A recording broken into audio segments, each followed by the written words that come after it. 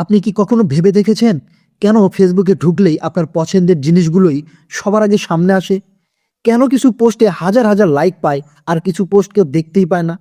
এটা কি স্রেফ ভাগ্য, নাকি এর পেছনে কোনো অদৃশ্য হাত আছে?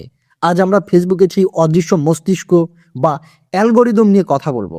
এই ভিডিও শেষে আপনি জানতে পারবেন ফেসবুক আসলে আপনার সাথে কিভাবে কাজ করে এবং কিভাবে আপনি আপনার নিজের পোস্টের রিচ বাড়াতে পারেন। চলুন শুরু করা যায়।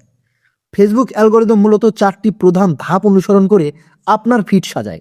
Number 1, inventory.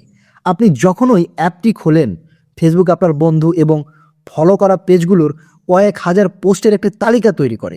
এটাই হলো ইনভেন্টরি। Number 2, signal. এটাই সবচেয়ে গুরুত্বপূর্ণ অংশ।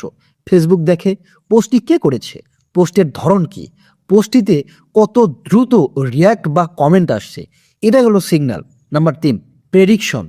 আপনার অতীত আচরণের উপর ভিত্তি করে ফেসবুক প্রেডিক্ট করে যে আপনি কি এই পোস্টে লাইক দিবেন, নাকি কমেন্ট করবেন, নাকি স্ক্রল করে চলে যাবেন।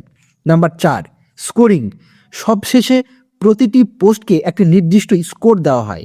যার স্কোর যত বেশি, সেটি আপনার নিউজ ফিডে তত উপরে দেখায়। আসলে ফেসবুক এখন মিনিংফুল সোশ্যাল ইন্টারাকশন বা অর্থবহ আলোচনার উপর বেশি গুরুত্ব দেয়। তাই লম্বা কমেন্ট এবং শেয়ার আপনার পোস্টের রিচ বহুগুণে বাড়িয়ে দেয়।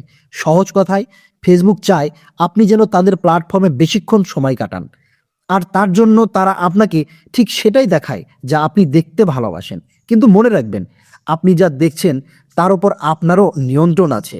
আপনি যত বেশি কোয়ালিটি কন্টেন্টে এঙ্গেজ হবেন, আপনার ফিড তত বেশি উন্নত হবে। ভিডিওটি ইনফরমেটিভ মনে হলে শেয়ার করুন এবং কমেন্টে জানান আপনার ফেসবুক ফিডে আজকাল সবচেয়ে বেশি কি দেখছেন। দেখা হচ্ছে পরের ভিডিওতে। ধন্যবাদ।